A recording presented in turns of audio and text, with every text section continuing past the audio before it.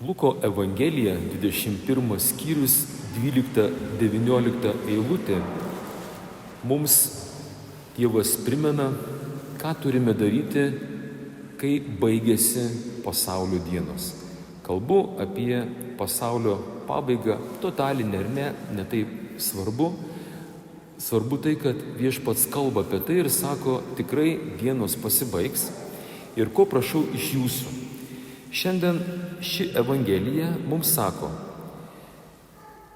įsidėkite savo į širdis ir iš anksto negalvokite, kaip ginsitės. Taigi, jeigu suprasim, kokia Jėzaus Kristaus, mūsų karaliaus strategija sekančiams metams, jums pasisekė.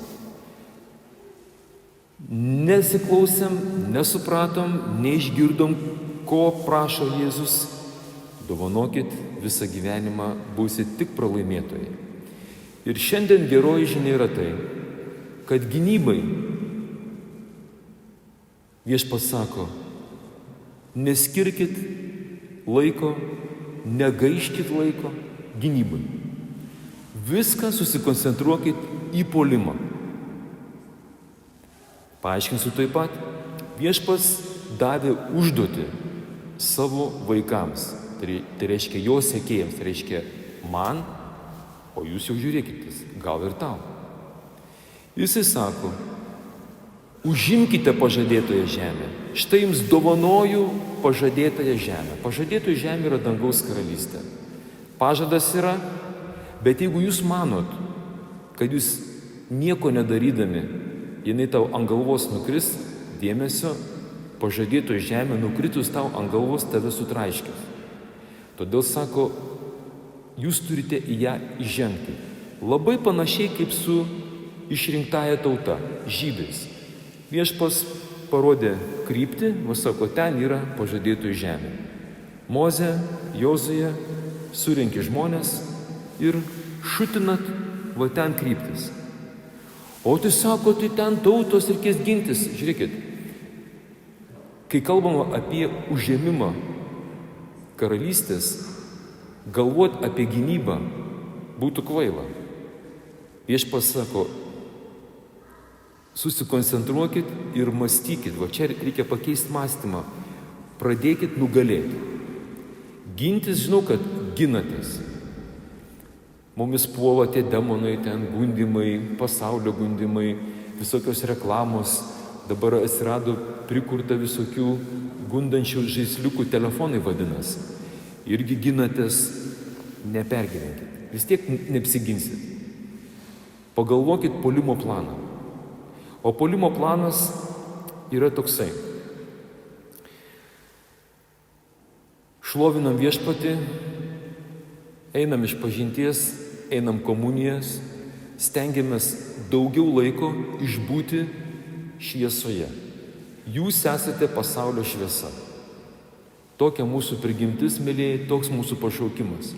Jūs esate pasaulio druska. Ką turim darytis, kurie treniruojatės, sportu kažkada tai užsiėmėt, žinot. Auginam surumo raumenis, auginam šviesos raumenis. Kur ta sporto salė, kuris galit užsiauginti šitos raumenis? Čia, bažnyčia. Būdami adoracijai, būdami Dievo akivaizdai, tampam šviesa. Sako Viešpats, į ką žmonės žiūrite, į tą tampate panašus. Žiūrit į kvadratinį telefoną, tai tu nenustebk, kad pas tave kvadratinės akis, kvadratinis mąstymas ir visiška tamsa prote. Visiška tamsa. Esi kaip tas juodas telefono arba kompiuterio televizoriaus ekranėlis. Ir paskui steigėsi, kodėl tau nesisek. Todėl tau ir nesisek. Sako, ateikite pas mane visi, kurie esat ištroškę, išalkę ir tik pabuvęs su Viešpačiu bent valandėlę, aš jums garantuoju, 100% ir dar pridėsiu vieną pliusiuką. Dabar taip madinga. Kažką pasakai ir dar plius yra. Va tas plius. Pradėsit nugalėti. Pradėsit atkovoti prarastas teritorijas, pradėsit atgauti prarastą laiką. Kito kelio nėra. Jo tai, kad ten jumis išdavinės tėvai, broliai, giminės, jūsų nesupras, kad jūs pradėjot kiekvieną dieną, nežinau, ten eiti mišias, melstis, atgailauti, sekmadienį su viso šeima ir dar giminės tempėtės į bažnyčią. Kiekvieną mėnesį einat iš pažinties, aišku, kad jūsų nesupras. O jeigu sąžiningai, jiems iki lemputės yra tavo amžiams gyvenimas. Vieninteliai, kuriem rūpi jūsų amžiams gyvenimas, aš nežinau kaip kitiem, man jūs labai rūpi. Man ne tas pats, jeigu šiandien jūs mirsit, kur jūs eisit. Jeigu bent vienas iš jūsų pražūsit šiandien, man labai širdį skaudės ir aš tikrai eisiu atgailauti, vadinasi, kažko dar nepadariau dėl jūsų. Mes galim atgailauti, tai irgi yra kovos būdas, kovoti su šėtonu. Kaip sakė Jėzus, ši veislė, o tas piktoji dvasia, kitaip nenugalėsit kaip malda ir pasninkai.